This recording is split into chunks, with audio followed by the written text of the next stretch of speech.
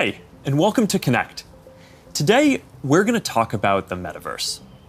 I want to share what we imagine is possible, the experiences you'll have, the creative economy we'll all build, and the technology that needs to be invented, as well as how we're going to all do this together. The basic story of technology in our lifetimes is how it's given us the power to express ourselves and experience the world with ever greater richness. Back when I started Facebook, that mostly meant text that we typed on computers. Then we all got phones with cameras, and the internet became much more visual. And recently, as connections got faster, video has become the main way that we experience content. We've gone from desktop to web to phones, from text to photos to video, but this isn't the end of the line. The next platform and medium will be even more immersive, an embodied internet where you're in the experience, not just looking at it. And we call this the Metaverse. And you're going to be able to do almost anything you can imagine. Get together with friends and family, work, learn, play, shop, create, as well as entirely new categories that don't really fit how we think about computers or phones today. Now, since we're doing this remotely today, I figured let's make this special. So we've put together something that I think is really going to give you a feeling for what this future could be like. We believe the Metaverse will be the successor to the mobile internet. We'll be able to feel present, like we're right there with people, no matter how far apart we actually are. We'll be able to express ourselves in new, joyful, completely immersive ways, and that's going to unlock a lot of amazing new experiences. When I send my parents a video of my kids, they're going to feel like they're right in the moment with us, not peering through a little window. When you play a game with your friends, you'll feel like you're right there together in a different world, not just on your computer by yourself. And when you're in a meeting in the Metaverse, it'll feel like you're right in the room together, making eye contact, having a shared sense of space, and not just looking at a grid of faces on a screen. That's what we mean by an embodied internet. Instead of looking at a screen, you're going to be in these experiences. Everything we do online today, connecting socially, entertainment, games, work, is going to be more natural and vivid. This isn't about spending more time on screens. It's about making the time that we already spend better. Screens just can't convey the full range of human expression and connection. They can't deliver that deep feeling of presence. But the next version of the internet can. That's what we should be working towards. Technology that's built around people and how we actually experience the world and interact with each other. That's what the Metaverse is all about. Now, the best way to understand the Metaverse is to experience it yourself, but it's a little tough because it doesn't fully exist yet. Some of the basic building blocks are here though, and others are starting to emerge as we speak. We're starting to get a sense of how it could all come together and what it could feel like. So today we're going to do something a little bit different. Rather than just focusing on this year's products like a normal keynote, we're going to talk about the future. So let's start by exploring what different kinds of Metaverse experiences could feel like, starting with the most important experience of all, Connect. And it has an incredibly inspiring view of whatever you find most beautiful. Hey, are you coming? Yeah, just got to find something to wear.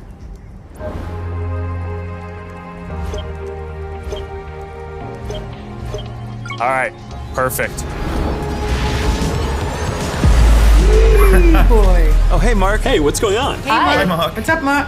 Whoa, we're floating in space? Who made this place? It's awesome. Right? It's from a creator I met in LA. This place is amazing. Boz, is that you? Of course it's me. You know I had to be the robot, man. I thought I was supposed to be the robot. Whoa. I knew you were bluffing. Hey, wait. Where is Naomi? Let's call her. Naomi. Hey, should we deal you in? Hey, sorry I'm running late, but you've got to see what we're checking out. There's an artist going around Soho hiding AR pieces for people to find. 3D street art? That's cool. Send that link over so we can all look at it. This is stunning. Okay, that is something. That's awesome. Wow. I love the movement. Wait, it's disappearing. This is amazing. Hold on, I'll tip the artist and they'll extend it. Wow, brilliant. If you guys like it here, I have another room that you're gonna love. Check out this forest room. Huh, let's see it. Koi fish that fly? That's new. This is wild. Hey, one sec, Boz, it's Priscilla. Hey, you have to see this. Beast is going crazy. Oh, I love that guy. We've got to show that to the kids. Can you also send that to my dad? I'll message him. All right, see you at home. This place is great, Boz, but there's something I got to get back to. All right, so that's a glimpse of a few ways that we're going to be able to get together and socialize in the metaverse. It's a ways off, but you can start to see some of the fundamental building blocks take shape. First, the feeling of presence. This is the defining quality of the metaverse. You're going to really feel like you're there with other people. You'll see their facial expressions, you'll see their body language, maybe figure out if they're actually holding a winning hand. All the subtle ways that we communicate that today's technology can't quite deliver. Next, there are avatars, and that's how we're going to represent ourselves in the metaverse. Avatars will be as common as profile pictures today, but instead of a static image, they're going to be living 3D representations of you. Your expressions, your gestures, that are going to make interactions much richer than anything that's possible online today. You'll probably have a photorealistic avatar for work, a stylized one for hanging out, and maybe even a fantasy one for gaming. You're going to have a wardrobe of virtual clothes for different occasions, designed by different creators and from different apps and experiences. Importantly, you should be able to bring your avatar and digital items across different apps and experiences in the metaverse. Beyond avatars, there is your home space. You're going to be able to design it to look the way you want, maybe put up your own pictures and videos and store your digital goods. You're going to be able to invite people over, play games, and hang out. You'll also even have a home office where you can work. Your home is your personal space from which you can teleport to anywhere you want. Now, speaking of teleporting, there are going to be all kinds of different spaces that people make. Rooms like the ones that we just saw, but also games and whole worlds that you can teleport in and out of whenever you want. Teleporting around the metaverse is going to be like clicking a link on the internet. It's an open standard. In order to unlock the potential of the metaverse, there needs to be interoperability. And that goes beyond just taking your avatar and digital items across different apps and experiences, which we are already building an API to support. You want to know that when you buy something or create something, that your items will be useful in a lot of contexts and you're not going to be locked into one world or platform. You want to know that you own your items, not a platform. Now, this is going to require not just technical work, like some of the important projects that are going on around crypto and NFTs in the community now. It's also going to take ecosystem building, norm setting, and new forms of governance, and this is something that we're really going to focus on. Privacy and safety need to be built into the metaverse from day one. You'll get to decide when you want to be with other people, when you want to block someone from appearing in your space, or when you want to take a break and teleport to a private bubble to be alone. You're going to be able to bring things from the physical world into the metaverse. Almost any type of media that can be represented digitally, photos, videos, art, music, movies, books, games, you name it. Lots of things that are physical today, like screens, will just be able to be holograms in the future.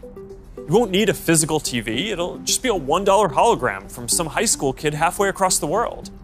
And you'll be able to take your items and project them into the physical world as holograms in augmented reality too. You're going to be able to move across these different experiences on all kinds of different devices, sometimes using virtual reality so you're fully immersed, sometimes using augmented reality glasses so you can be present in the physical world as well, and sometimes on a computer or phone so you can quickly jump into the metaverse from existing platforms. There are going to be new ways of interacting with devices that are much more natural. Instead of typing or tapping, you're going to be able to gesture with your hands, say a few words, or even just make things happen by thinking about them. Your devices won't be the focal point of your attention anymore. Instead of getting in the way, they're going to give you a sense of presence in the new experiences that you're having and the people who you're with. And these are some of the basic concepts for the metaverse. And while this may sound like science fiction, we're starting to see a lot of these technologies coming together. In the next 5 or 10 years, a lot of this is going to be mainstream. And a lot of us will be creating and inhabiting worlds that are just as detailed and convincing as this one on a daily basis. So even though it's still a long way off, we're starting to work on some of these foundational concepts today. Horizon is the social platform that we're building for people to create and interact in the metaverse. One part of this is Horizon Home, which is our early vision for a home space in the metaverse. Horizon Home is the first thing that you'll see when you put on your Quest headset. Today, there are already a bunch of options to choose from, and in the future, anyone will be able to create one. We've just called it Home until now because it's been missing something very important: people. Soon, we're going to be introducing a social version of Home, where you can invite your friends to join you as avatars. You'll be able to hang out, watch videos together, and jump into apps together. Then, there is Horizon Worlds, which is where you can build worlds and jump into them with people. Horizon is designed to make it possible for everyone to create, and we're already seeing people build some really interesting experiences, from creating new games together to throwing surprise parties in VR that family and friends around the world can join. We started rolling out Horizon Worlds in beta last year, and we're adding more people and more worlds every day. And we also just launched Horizon Workrooms earlier this year for collaboration. Beyond Horizon, we're also making it easier to communicate with your friends across different layers of reality. This year, we're bringing messenger calls to virtual reality. You're going to be able to invite your friends to a messenger call, and soon you'll be able to explore somewhere together or join a game. Now, these are the kinds of tools that need to get built so that you can jump into the metaverse with your friends from anywhere. And they're going to unlock some pretty amazing experiences. Now, let's move on from some of these basic concepts and people just connecting to a completely different set of experiences around entertainment and gaming.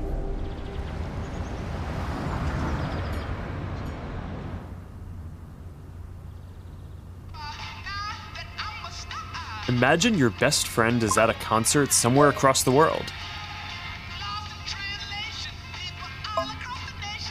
What if you could be there with her? I'm packing all my sneakers. I never had a club. Yo. You're here! Tell it like it is. Tell what you love, how you live.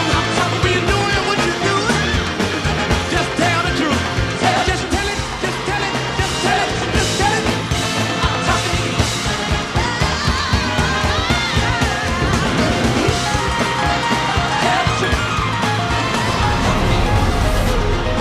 After party passes? Yes!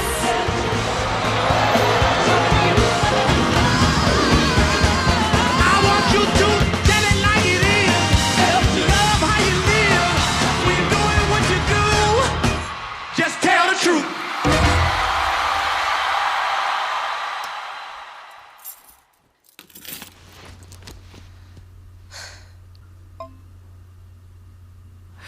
Jumping in now.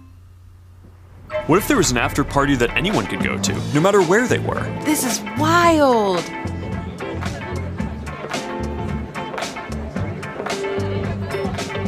Hey, check this out. Charity auction happening. Oh, there's swag. And when you go to the after party, you could connect with other fans, hear new versions of your favorite songs, and check out the merch that just dropped. Ooh, I like that one. Well, now you've got to get it. You can start to see how the metaverse is going to enable richer experiences by letting us add new layers to the world that we can interact with.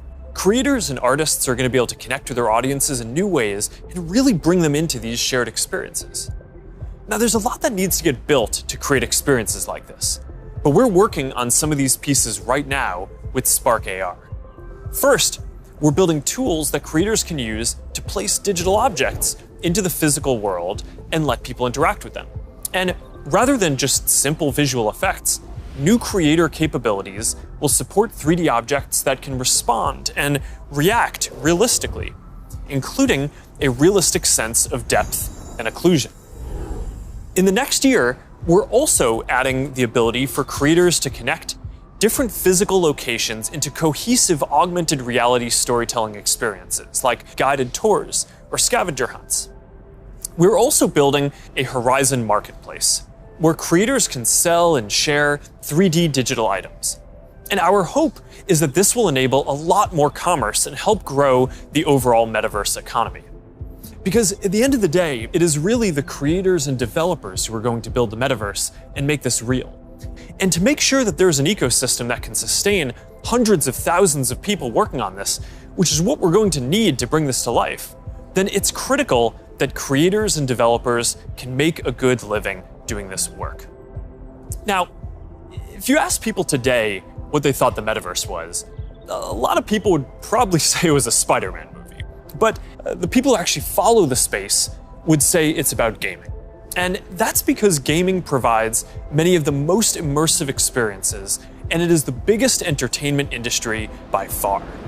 Gaming in the metaverse is going to span from immersive experiences in fantasy worlds to bringing simple games into our everyday lives through holograms. Maybe you'll play old games in new ways. So, Barcelona, huh? Well, it's not New York, but I like it. New York misses you. What's that? I said, let me put my game face on so I can beat you. Okay. Check. I gotta try another game face next time. Maybe you'll go head-to-head with players from around the world. It's like a shop. Some call it skill. Keep talking. Or maybe you'll do things that aren't even possible in gaming today.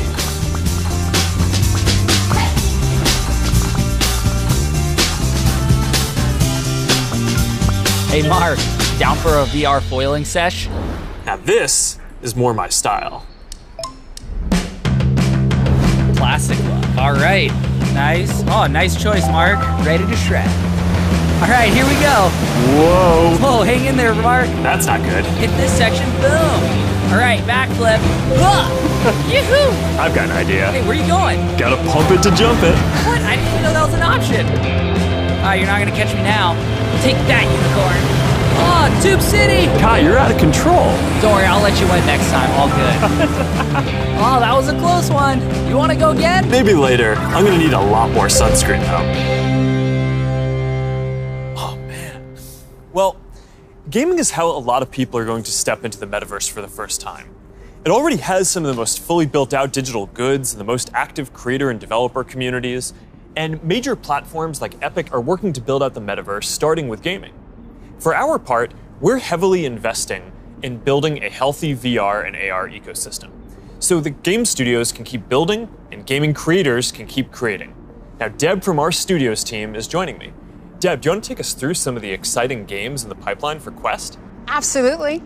Over the years, we've had the opportunity to work with incredible developers like Vertigo Games, the studio behind fan favorite Arizona Sunshine. I love Arizona Sunshine. That game basically got me and my friends through the first few months of the pandemic. That's awesome. If you enjoyed that, Mark, I think you'll be excited that we're partnering with Vertigo on 5 more great games from Deep Silver and others. We'll share more about this lineup very soon. Nice. What else is coming? Well, the metaverse is constantly evolving. So one of the most important aspects will be live service games that launch updates and new downloadable content regularly, like Echo VR, Beat Saber, Onward, Pistol Whip, and more. We're focused on this a lot right now, making sure games can build out active communities. Beat Saber has a passionate community. Oh, I love Beat Saber. So do I. And Beat Saber just passed $100 million in lifetime revenue on Quest alone. It's a great example of a game that keeps releasing fresh content. They've actually been working on evolving the way that you interact with the tracks and feel the music. Also, the team has been working on something really cool. Check this out.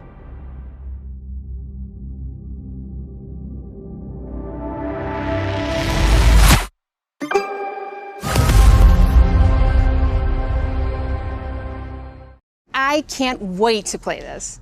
And they keep partnering with incredible artists to release new music packs all the time. Did you play the Billie Eilish music pack last month? Yeah, a little more than I should have. I probably should have been working more on this metaverse presentation. Well, they have a great lineup of artists for 2022. And there's one more epic surprise before the end of the year. So stay tuned. Okay, have you played Population 1? I mean, yeah, I love the game so much that... For those who haven't, Population 1 is a thrilling battle royale that is only possible in VR. Since its launch at Connect last year, it has become one of the highest earning games on Quest and the biggest multiplayer FPS on the platform. You can have up to 24 people in at once for a match. We're super excited to keep launching big updates, like an all-new autumn event later in November and a Winter Wonderland update in December.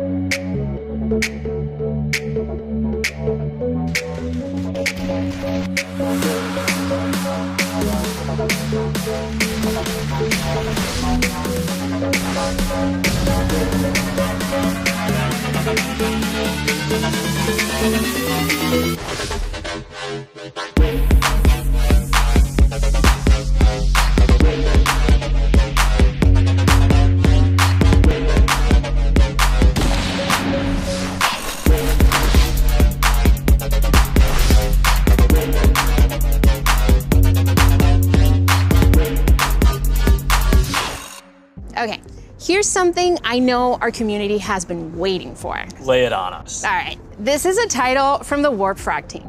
This is the team that set the standard for VR combat physics when it launched on Rift in 2019. That's right, Blade and Sorcery Nomad, the built for VR medieval fantasy sandbox that pairs magic with melee, is launching on Quest later this year.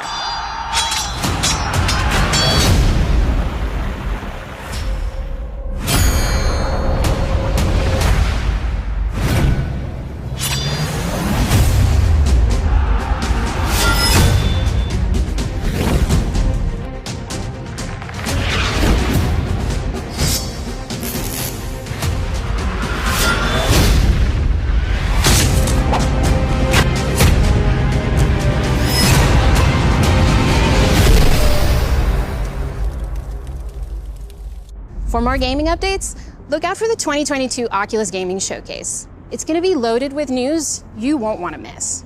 But Mark, I believe you have some news for us as well. Yeah, you know, I have to say, it's really impressive to see this lineup come together over the last few years, but there's one project that I'm really looking forward to.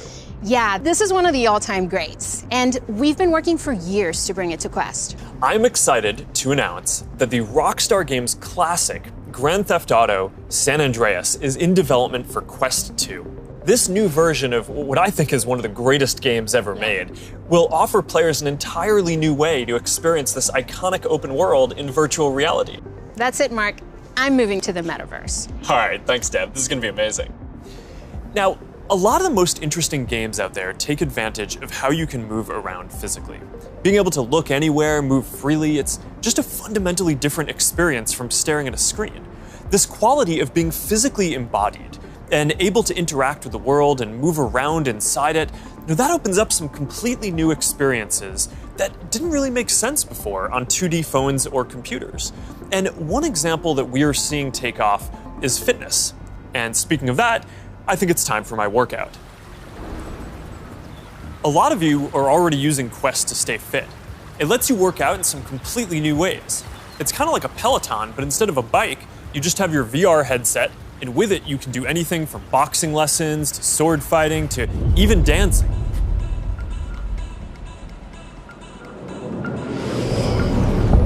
You'll be able to work out in new worlds, even against an AI.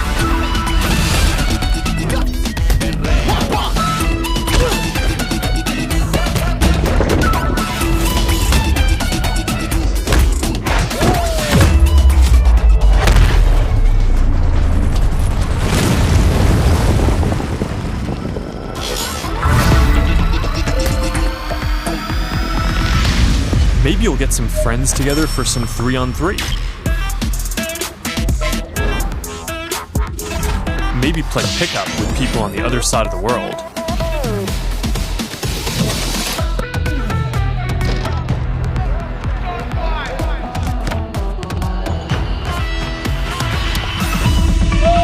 Or imagine your Facebook cycling group does an AR charity ride. Let's go! Complete with a leaderboard.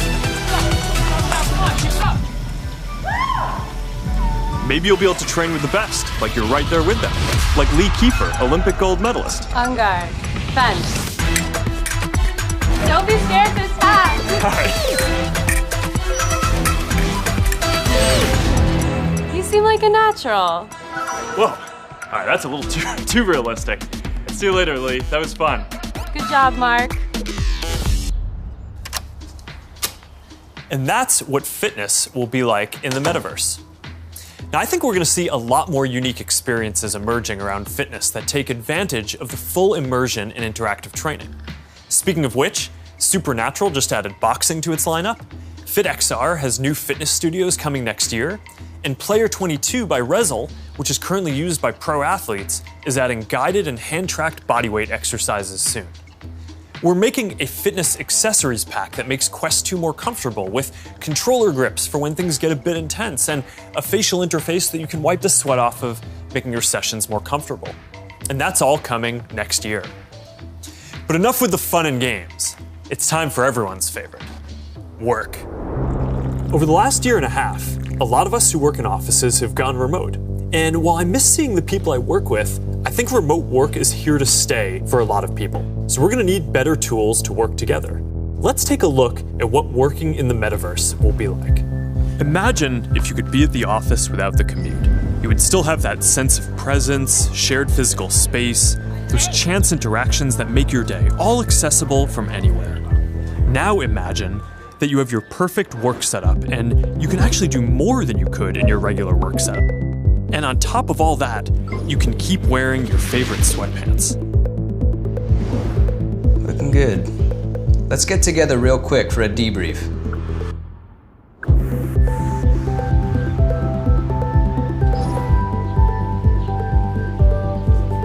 I'm free now. Let's jump in. Hi. Hey. So what do we think?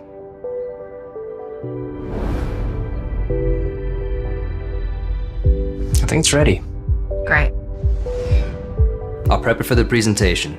All right. Good luck. Imagine a space where you can tune out distractions and focus on the task at hand. And when you're ready to share what you've been working on, you can present it as if you're right there with the team. Wait, where's Mark? I think he's in the middle of something. You can already see some of these elements in Horizon Workrooms, which we launched a couple of months ago. Later this year, we plan to introduce room customization, so you can put your own logos and posters in your workrooms. We're also introducing a new office space in Horizon Home, for when you want your perfect workspace to do some focused work or just cross a few things off your to-do list. We're also announcing 2D progressive web apps for the Quest Store, and as a new developer frameworks, they're easier to build. So you can drop in and check on a work project while you're in VR using services like Dropbox and Slack, or stay connected with Facebook and Instagram. This starts bringing more of your 2D internet services into the metaverse.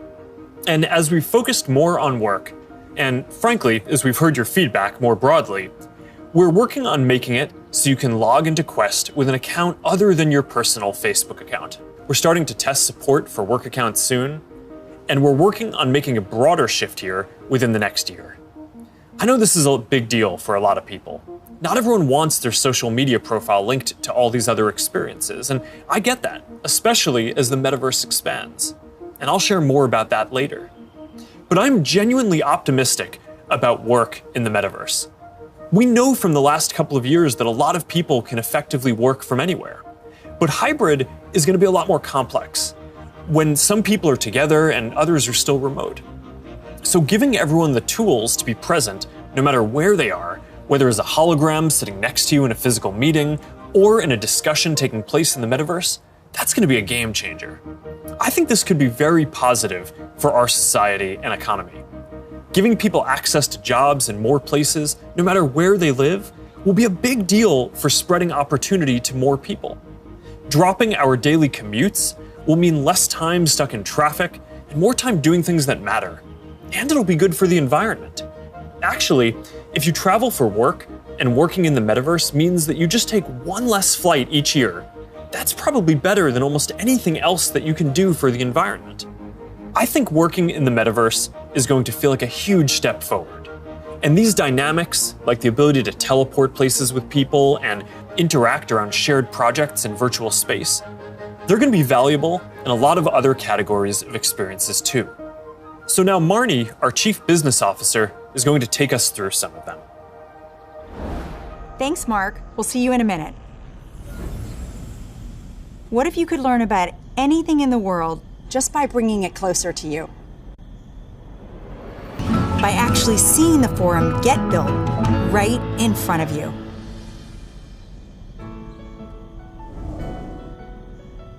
Hi, everyone. I'm Marnie Levine. In the metaverse, learning won't feel anything like the way we've learned before. With a headset or glasses, you'll be able to pull up schematics for your studying, or maybe even the service manual for a vehicle you're learning to repair. Let's say you're a med student or a doctor. With apps like OSO VR, you can learn new techniques in surgery firsthand, practicing until you get it right. Or, if you're studying Earth science, you could swim through the Great Barrier Reef, get up close to Earth's mightiest insects with your instructor, David Attenborough, whose VR documentary is playing now in Oculus TV. This is a world of intrigue, a world of wonder, a secret world hidden to the human eye. Explore the extraordinary world of Micro Monsters 3D with me, David Attenborough. This is just one of the ways we're going to learn in the future. But in order to get there, we're going to need to help build the skill sets of the people who build these experiences. So we're setting aside $150 million to train the next generation of creators to build immersive learning content and increase access to devices.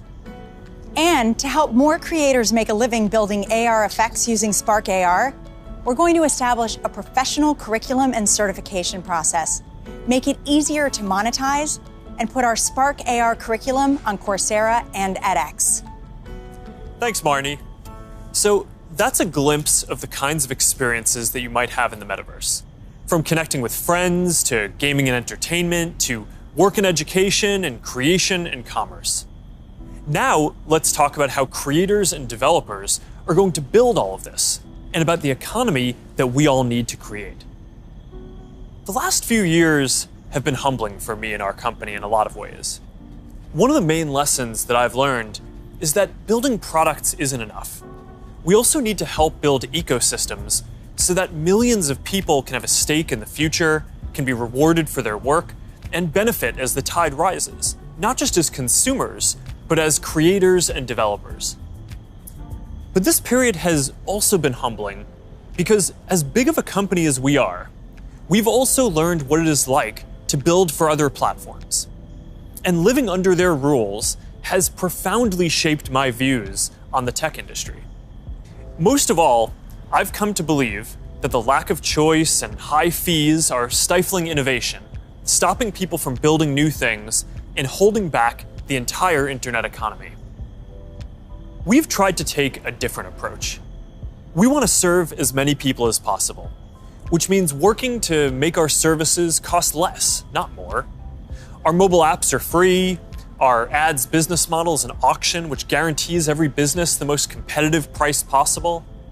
We offer our creator and commerce tools either at cost or with modest fees to enable as much creation and commerce as possible. And it's worked. Billions of people love our products. We have hundreds of millions of businesses on our platform, and we have a rapidly growing ecosystem and a thriving business. That's the approach that we want to take to help build the metaverse too. We plan to continue to either subsidize our devices or sell them at cost to make them available to more people. We'll continue supporting sideloading and linking to PCs so consumers and developers have choice, rather than forcing them to use the Quest store to find apps or reach customers. And we'll aim to offer developer and creator services with low fees in as many cases as possible, so we can maximize the overall creator economy, while recognizing that to keep investing in this future, we'll need to keep some fees higher for some period to make sure that we don't lose too much money on this program overall. After all, while a growing number of developers are already profitable, we expect to invest many billions of dollars for years to come before the metaverse reaches scale. Our hope, though, is that if we all work at it, then within the next decade, the metaverse will reach 1 billion people, host hundreds of billions of dollars of digital commerce, and support jobs for millions of creators and developers. We'll try to lay out how some of this commerce model will work, but I also want to be upfront about the fact that there's a ton that we just don't know yet. What I can tell you, though, is that we are fully committed to this. It is the next chapter of our work, and we believe for the internet overall. And our strategy and track record show that we will do everything we believe is sustainable to grow the community, the creator economy, and the developer ecosystem. And to tell us more about all of that, here's Vishal, our head of Metaverse products. Thanks, Mark. As you said, our approach is to serve as many people, creators, and businesses as we can by keeping fees as low as possible and offering choice. As a company, we have been investing in commerce and creators for many years. But let me take a moment and explain how this will all come to life in the Metaverse. For people, the Metaverse will offer more choice than we've ever seen before. And most importantly, there will be a real sense of continuity where the things you buy are always available to you. Today, much of what you buy on the internet is inside a single app, website, or game. You might buy a custom skin for your gaming avatar, but you can't take it with you when you move to a new space. In the physical world, that would be the equivalent of buying your favorite sports team's jersey and never be able to wear it outside the stadium. In the future, you will be able to buy digital clothes for your avatar and then wear them into the Metaverse more broadly. For creators, our goal is to provide a way for as many creators as possible to build a business in the Metaverse. One thing we've learned from today's digital platforms is that we can't artificially limit innovation. We need to enable as many different types of creators as possible to unlock the best ideas. There will be many different kinds of creators in the Metaverse. Creators who make digital objects, creators who offer services and experiences, and those who build entire worlds like game creators do today. We also want creators to have the biggest possible audiences. If a creator designs a signature effect to surround avatars, their fans should be able to buy it and then visit different spaces to show it off to their friends.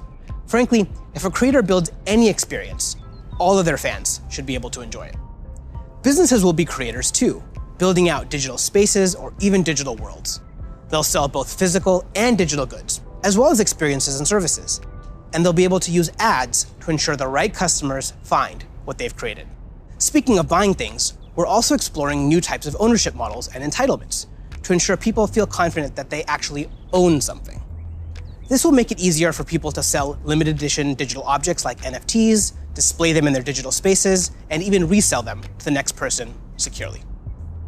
In short, the Metaverse will remove many of the physical constraints we see on commerce today and make entirely new businesses possible. While this is very exciting, the Metaverse is all about co-creating. We're building this together with creators, developers, and entrepreneurs. So today, I've asked Jackie Aina to join me to start a conversation about what might be possible. Jackie is a beauty creator who launched her own lifestyle brand on Instagram called Forever Mood, where she sells candles with scents like cuffing season and partners with major brands on makeup drops. So let's meet Jackie in her space. Here we are in this digital space, totally inspired by you and all the things that you love. Jackie, I've been such a big fan of yours for such a long time. Tell me a bit about how you got started in social media. So, rewind back to 2009. As it pertains to like beauty, I would go to like a makeup counter or go makeup shopping, and I always felt rejected, always felt othered. So I got so frustrated that eventually I was like, you know what? Not only am I gonna like not listen to them, but I'm gonna show other people how I'm making it work with my skin tone too. How did you go from creating content, creating videos, to a product? You just, have a brand called Forever Mood. It's huge on Instagram shopping. So Forever Mood was not only a bit of a love letter to me and my relationship with my mom. That's how we bond, was through fragrance ever since childhood. But it's been doing amazing, and we've actually been getting a lot of support. Jackie, this space is pretty magical, and I know it kind of reflects the stuff you love. Like, tell me a bit about what you love and why this represents you. Okay. So first thing, color is everything. I love pastels. You can see it in the brand. You can see it like a lot of times in what I wear. With the Metaverse, when we're curating collections or even just brainstorming, this would be a great way to like gather us all together and literally kind of create atmospheres and environments and moods to just kind of enhance creativity. And then if I can invite people, it would be like inviting them in my home. You know what I mean? It'd be like bringing them into a piece of me. So I would want them to feel some of the things that I feel when I step into my house or when I light my candles. Interacting with people in comments and having a conversation is a way to kind of get your fan excited about interacting with you, but also you feel like you get a connection to your community. Too. Yeah. And so this idea of reaching kind of into the comment section and pulling a fan in and having a conversation is pretty powerful. And, and it humanizes that person on the other end, of that comment. And I think there's a really interesting opportunity to think about how we build community and how we engage with our fans in a really deep way as opposed to just through a comment box. Imagine for your biggest fans, you could have an exclusive launch party where anyone could visit no matter where they were in the world. I love that because when we first launched the brand, everything was shut down because obviously quarantine, we couldn't go anywhere. And I had this idea of doing like pop-ups for Forever Mood where we would have a room inspired by each scent. And now, anyone from anywhere in the world could come and feel what you just described, have that feeling, have that sense, really get into that mood. Also, you have your greatest fans, the people that care a lot about you, the ability to reach new customers, use advertising to keep growing your business. And you could also drop an exclusive product in the metaverse, where only available to your most ardent fans who paid special access to get to that product. That's dope. Commerce is going to be a big part of the metaverse. You'll be able to sell both digital and physical products. The butterfly effect transports us someplace magical.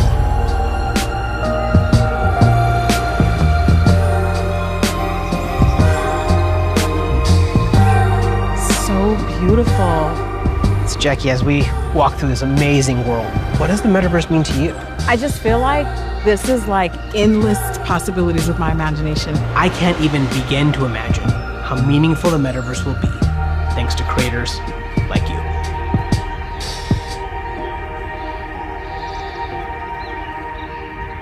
There's a lot here to be excited about. Just like the internet today, more people are going to have the freedom to find a business model that works for them, whether that's custom work, tipping, subscriptions, ads, or other monetization tools that may only make sense in the metaverse. Now think about how many people make a living on the internet today. How many of those jobs just didn't even exist a few years ago?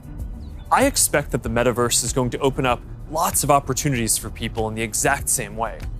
Now, we have confidence in this general direction, and we're investing significantly in building for this future, but the reality is that no one knows exactly which models are going to work and make this sustainable. So we're going to approach this with humility and openness, and we're going to work with anyone whose efforts will help bring the metaverse to life. So now, Boz is going to join us to talk about what people are already building for the metaverse and what kinds of tools we can create to help out. Hey Boz, I'm still kind of jealous of your robot avatar. Yeah, man, you gotta have the robot when you're working your dance moves, right? I mean, of course. Look, Mark, we've been working on Facebook Reality Labs for a long time, but we always kept the same vision, which is that we want to build tools that help people feel connected anytime, anywhere. And that vision is what drives us today, to help people get together in virtual spaces. We've come a long way since the early days of VR, thanks to the developers and the creators who see the potential to entertain and to educate.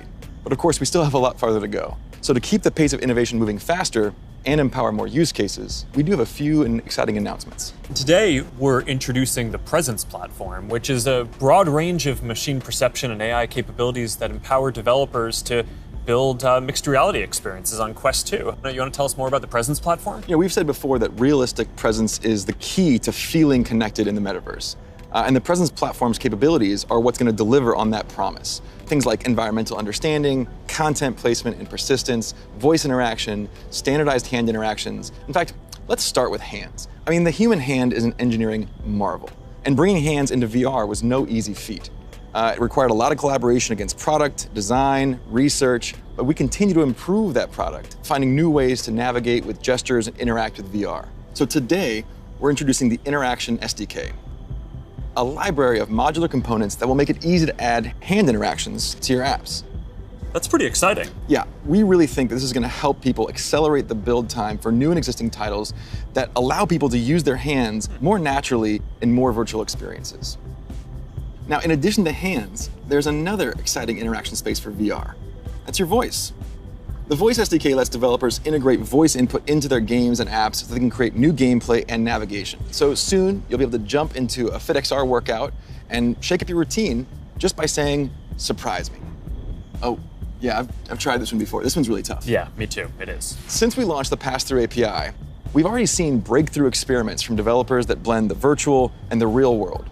Soon, with our next SDK release, developers will be able to ship their mixed reality apps on the Oculus Store and an App Lab. Now, of course, access to Pass-Through by itself is not enough. To achieve that rich mixed reality experience, apps also need to be aware of things in the room and, blend the virtual objects with the physical environment around them so they can coexist in the same space. So developers want to be able to place, persistent world-locked content like animated holograms or your Instagram feed in your real space. And tools like spatial anchors and scene understanding capabilities will help make these mixed reality experiences feel seamless. Now, I'd gladly nerd out with you on the technical details of this with you. I know. But I think it's better to show you. Load the world beyond. This is Oppie. Oppie, come on, Oppie. Who's a good persistent state virtual object layered on an interactive pass-through environment? Oh, you are. Yes, you are. Oppie, sit. Pets in the metaverse, man. Just as stubborn as they are in the physical world. You know, Boz, I always really wanted a forest in my living room. Did you? Not really. I'm looking forward to how developers are going to be able to build a new generation of mixed reality experiences on Quest 2. And it also gives us a glimpse of the kind of worlds that people are going to be able to build. Now let's talk about augmented reality. With Spark, we really focused on those use cases that allow people to both stay engaged with the world around them, but also stay connected to the people that they're not around. And creators are really leading the way here. And we're doing everything we can to support them with our know-how, with our resources, and of course, with tools. And for more on that, I'd like to say hi to Sue, the product director at Facebook Reality Labs and the head of Spark AR. Thanks, guys. Spark AR is focused on building AR experiences that empower people to be more connected and at the same time, more present with the world around them. And creators are helping us build these experiences of today while exploring the possibilities of tomorrow. Fundamentally, we're democratizing AR creation and enabling a global community with the tools and knowledge necessary to develop the AR content and experiences that people love to use. Programs like AR Curriculum enrolled over 22,000 creators in less than a year, and we're adding additional programming to support more advanced creators. And the depth and breadth of content would not be possible without these creators. In 1 week alone, you'll see effects that bring moments like landing on Mars or the launch of a new album to life, all by tapping into everyone's imaginations. We're also powering experiences across Facebook, so imagine playing that AR battleship game from your phone with a friend in the metaverse or on an augmented call. How cool, right? Right now, we have over 600,000 creators in our community with diverse needs and motivations for using AR to engage with their fans and audiences. We know people, more than 700 million monthly across the Facebook family of apps, are already using AR a ton. We see over 80 billion effects applied per month, and we want to make it even easier for anyone to find their spark. So we created a tool, codenamed Polar, that makes AR creation possible for novice creators who have no prior experience in art, 2D or 3D design, or programming. Think paint by numbers. So creators whose first love might be photography, video, or dance can enhance their content for their own special effects. And that's an important piece of this vision and this community. It's open to anyone and everyone who's curious. And the metaverse is well positioned to be a strong digital economy for creators from all walks of life. This is primitive to a functioning metaverse. And we want to make sure creators are ready to share their creativity and capitalize on this emerging opportunity from day one. Thanks, Sue. So that's some of the software platform that needs to get built to deliver the metaverse. But there are other important considerations here too. Hey, Nick. Hey, Mark. Hope I'm not interrupting. You got a sec? Have you got Oppie with you? I think Oppie's still in the virtual forest, but I always have time for you. What's going on? Look, I just love the presentation so far. It's such visionary stuff. But as you mentioned early on, with all big technological advances, there are inevitably going to be all sorts of challenges and uncertainties. And I know you've talked about this a bit already, but people want to know how we're going to do all this in a responsible way, and especially that we play our part in helping to keep people safe and protect their privacy online. Yeah, that's right. This is incredibly important. The way I look at it is that in the past, the speed that new technologies emerged sometimes left policymakers and regulators playing catch-up. So on the one hand, companies get accused of charging ahead too quickly, and on the other, tech people feel that progress can't afford to wait for the slower pace of regulation. And I really think that it doesn't have to be the case this time round, because we have years until the metaverse we envision is fully realized. So this is the start of the journey, not the end. Like I said earlier, interoperability, open standards, privacy, and safety need to be built into the metaverse from day one. And with all the novel technologies that are being developed, everyone who's building for the metaverse should be focused on building responsibly from the beginning. This is one of the lessons that I've internalized from the last 5 years. It's that you really want to emphasize these principles from the start. So at Connect last year, Boz outlined our responsible innovation principles, and the first one was never surprise people. Right, and that means being transparent about how things work, what data is collected, and how that data is used over time. It also means giving people easy-to-use safety controls, as well as age guidance and parental controls for when youngsters are using these products. And we're spending a lot of time talking with experts and getting perspectives from outside the company on what we're building, even before we build it. And this is about designing for safety and privacy and inclusion before the products even exist. And one example is what we're doing with Project Aria, our research device that helps inform the AR glasses that we're building. We're also funding external research on this. You know, last year we announced grants for research on the impact of AR, VR, and smart devices on people who aren't currently using them, especially communities whose perspectives have often been overlooked, as well as best practices for creating inclusive environments in virtual spaces. And this year, we're opening up support for even more research because we need those independent perspectives to make sure that we're living up to another one of our principles, consider everyone. And that point is so important because this is a collaborative exercise. And in particular, we need to make sure the human rights and civil rights communities are involved. So these technologies are built in a way that's inclusive and empowering. One of the advantages of starting right now is that we can collaborate with people at the very early stages of development, like what we're doing through the new fund that you announced a few weeks ago. Yeah, the XR Programs and Research Fund. It's a 2-year, $50 million investment in programs and external research with organizations all over the world, like Howard University, Women in Immersive Tech, Africa No Filter, and universities in Seoul, Hong Kong, and Singapore. And this is crucial because, as we've said, the metaverse isn't something we're building so much as it's something we're building for.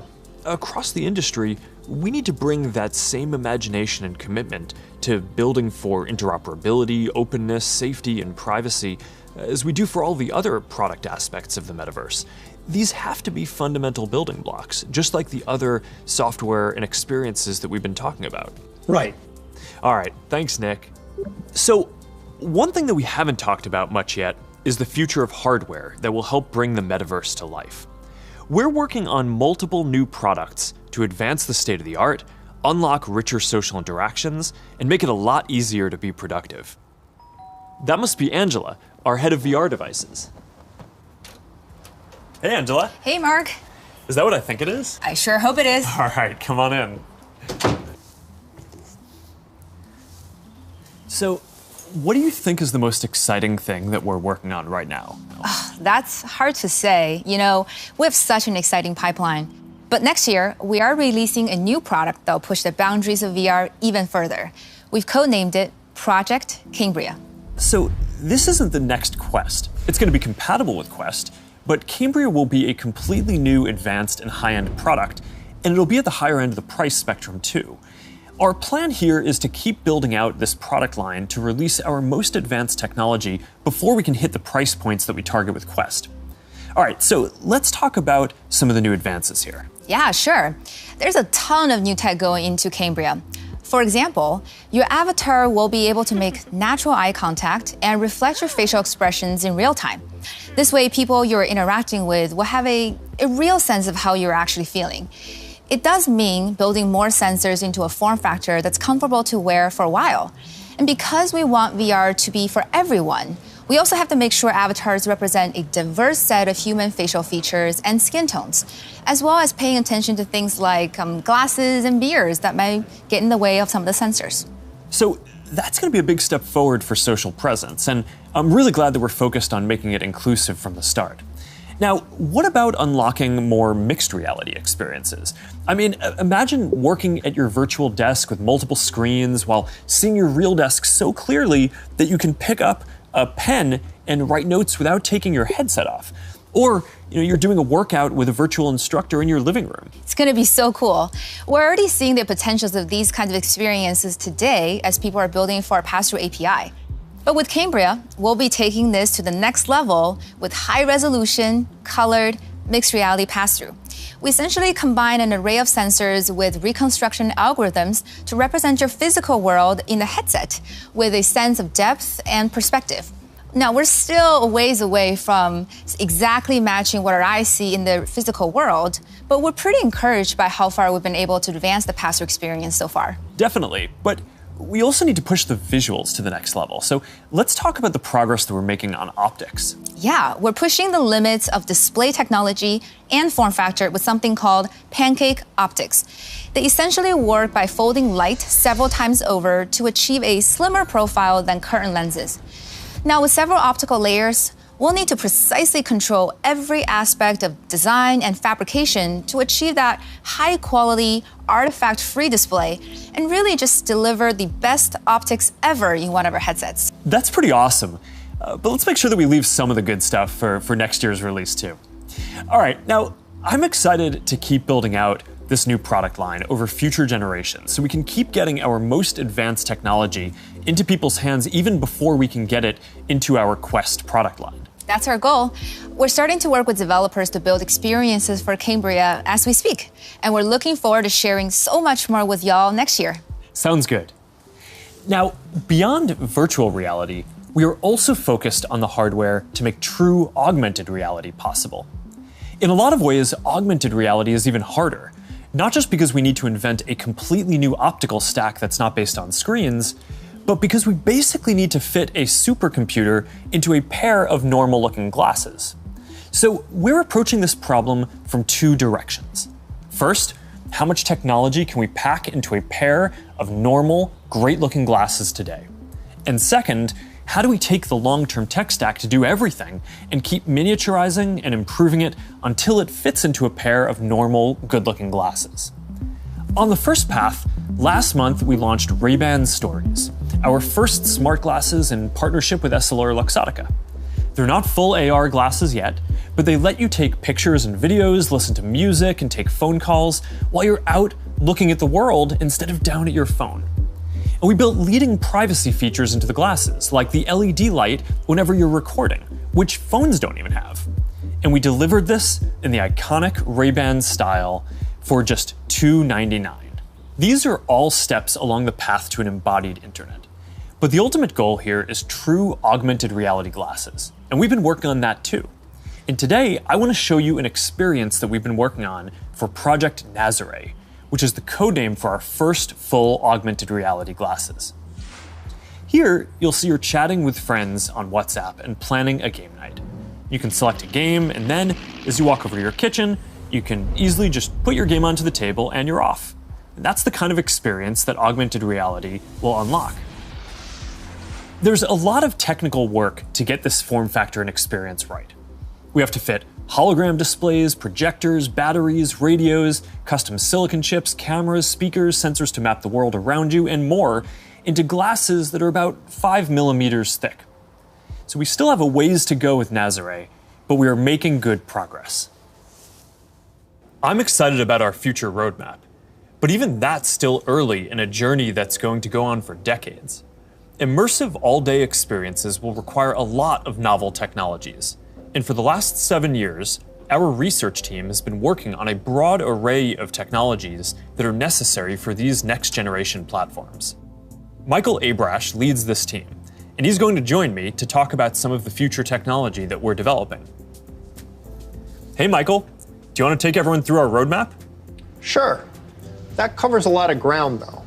It's going to take about a dozen major technological breakthroughs to get to the next generation metaverse, and we're working on all of them. Displays, audio, input, haptics, hand tracking, eye tracking, mixed reality, sensors, graphics, computer vision, avatars, perceptual science, AI, and more.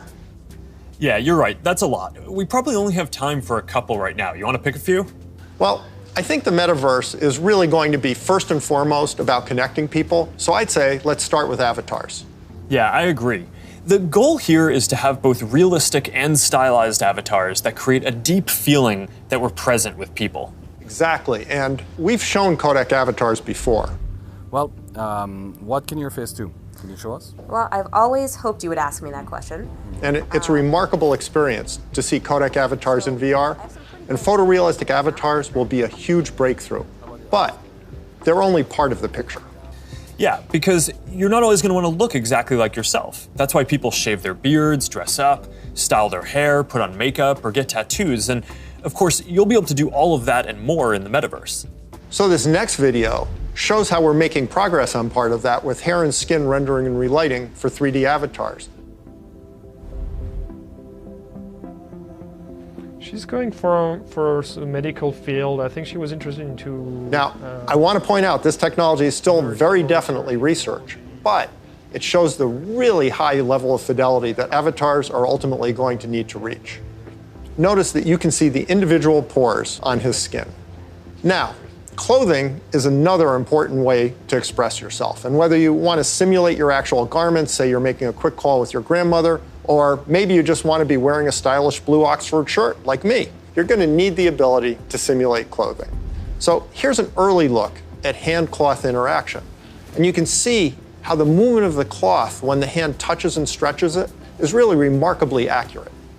Now, to use your avatar to teleport to a meeting or sit down for a chat in the metaverse, you'll also need realistic virtual spaces to be with people in, so let's look at that.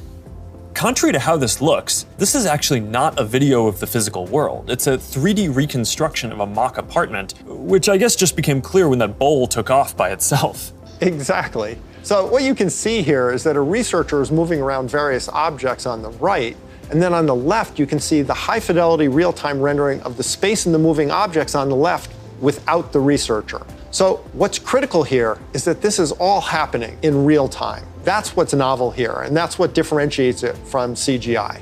So what we've seen so far is pretty awesome, but we all know what we want. We want the whole package, a full-body avatar in a virtual environment, so you're just there.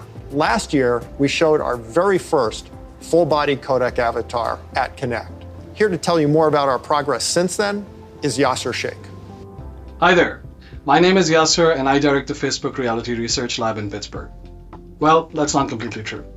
What you're seeing is actually a rendering of my pre-recorded codec avatar. Over the past couple of years, we've made quite a bit of progress with codec avatars. My avatar can now look left, look right, look up, look down, make facial expressions. Here, you can see Elaine is in VR on the right.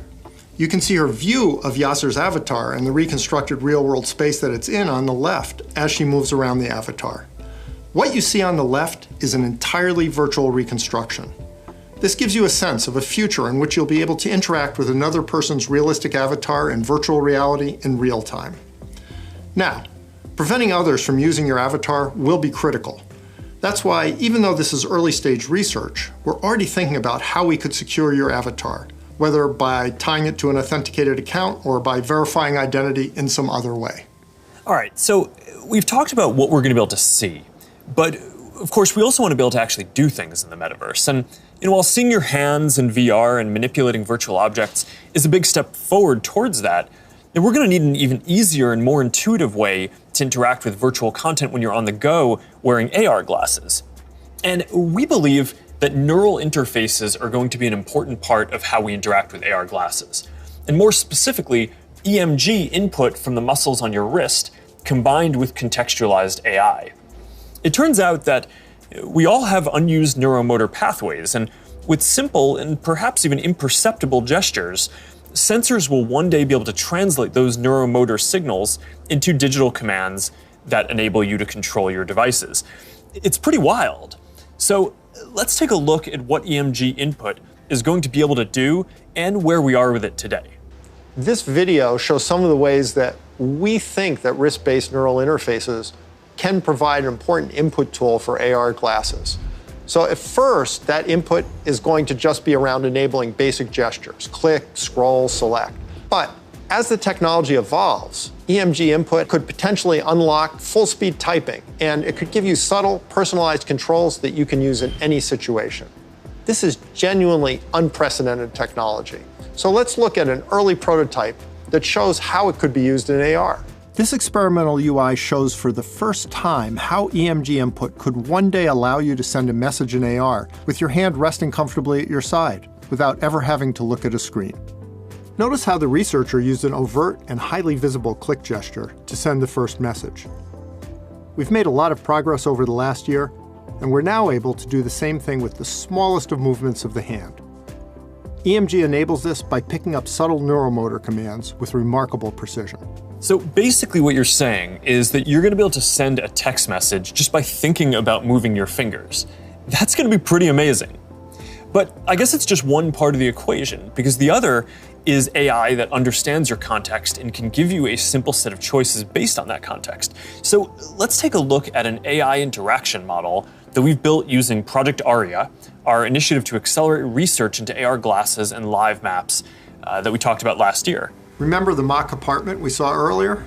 Well, we've indexed every single object in it, including not only location, but also the texture, geometry, and function of each one. We fed all that information into the Project Aria glasses Ming-Fei is wearing in this next demo. And the reason is to simulate how AR glasses will ultimately be able to access data from a 3D map that will help them identify the real-world objects in the space around you and better understand your context so they can help you. What's happening here is that the glasses are calculating where Ming-Fei is in the room, locating and identifying all the nearby objects based on the index mentioned earlier, and figuring out which of those objects Ming-Fei is interested in by observing her eye movements. That contextual information, in turn, enables the system to offer proactive assistance to Ming-Fei in a variety of ways. Here, the system knows that she may want to turn on the TV, so when she clicks while looking at it, the system turns it on. Ultimately, her AR glasses will tell her what her available actions are at any time. Hey assistant, where's my favorite mug? We're also working on a voice interface that will let you locate any object. Here, the system is displaying the current location of the mug. In the future, it might tell her where it is using speech or text, or it might highlight the location in her glasses. Really, it's an early look at the sort of intuitive, low-friction interface that AI plus EMG input will enable in the future. This is how we'll all be interacting one day. Thanks, Michael. That was awesome. All right, so I hope that gives you a sense of some of the technical challenges that we're working on to deliver deep and immersive experiences in the metaverse. A lot of what we've shown today isn't going to be available in the next year or two. Some of this is still a long way off. But this is some of the most exciting stuff that I've ever gotten to work on, and I'm just incredibly energized to be on this journey with all of you. And there's one more thing that I want to tell you about today. I believe the metaverse is the next chapter for the internet, and it's the next chapter for our company too. So I've been thinking a lot about what this means for our company and who we are as we embark on this journey. We're a company that focuses on connecting people. While most other tech companies focus on how people interact with technology, we focus on building technology so people can interact with each other. One of the reasons I started Facebook was that at the time you could use the internet to find almost anything. Information, news, movies, music, shopping, except for the thing that matters most of all, people. Today, we're seen as a social media company. But in our DNA, we are a company that builds technology to connect people. And the metaverse is the next frontier, just like social networking was when we got started. Facebook was born in a specific time and place, a college campus, the web. It was what we could build at the time to put people back into our experience of technology. But connecting people was always much bigger. From way earlier on, I remember sitting in middle school classes, sketching in my notebooks, ideas that I wanted to code when I got home. And even though I didn't have the skill or technology to build it yet, it was always clear that the dream was to feel present with the people we care about. Isn't that the ultimate promise of technology? To be together with anyone, to be able to teleport anywhere, and to create and experience anything? Yet here we are in 2021, and our devices are still designed around apps, not people. The experiences we're allowed to build and use are more tightly controlled than ever. And high taxes on creative new ideas are stifling.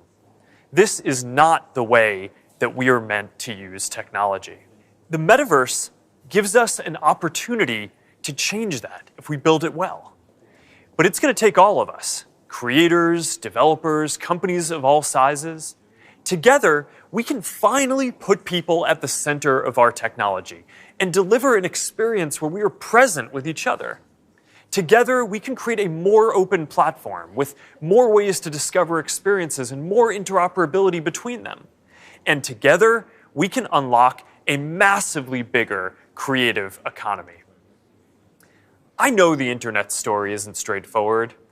Every chapter means new voices and new ideas, and yes, there will be challenges and risks and disruption of established interests. But there will also be opportunities and benefits that we can't even imagine yet. For connection, for creation, for learning, and joy. We'll all need to work together from the beginning to bring the best possible version of this future to life. A future where, with just a pair of glasses, you will be able to step beyond the physical world and into the kinds of experiences that we have talked about today. I've been thinking a lot about our identity as we begin this next chapter. Facebook is one of the most used products in the history of the world. It is an iconic social media brand. But increasingly, it just doesn't encompass everything that we do. Instagram, WhatsApp, Messenger, Quest, now Horizon, Nazare, and more. Building our social media apps will always be an important focus for us. But right now, our brand is so tightly linked to one product that it can't possibly represent everything that we're doing today, let alone in the future.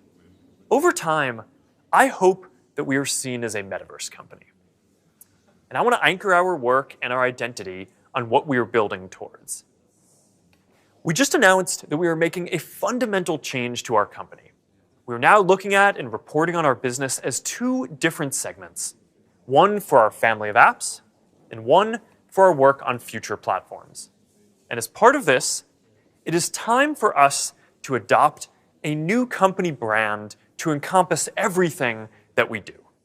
To reflect who we are and what we hope to build, I am proud to announce that starting today, our company is now Meta. Our mission remains the same. It's still about bringing people together. Our apps and their brands, they're not changing either. And we are still the company that designs technology around people. But now we have a new North Star to help bring the metaverse to life.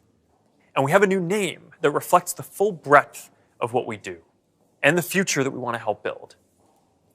From now on, we're going to be Metaverse first, not Facebook first.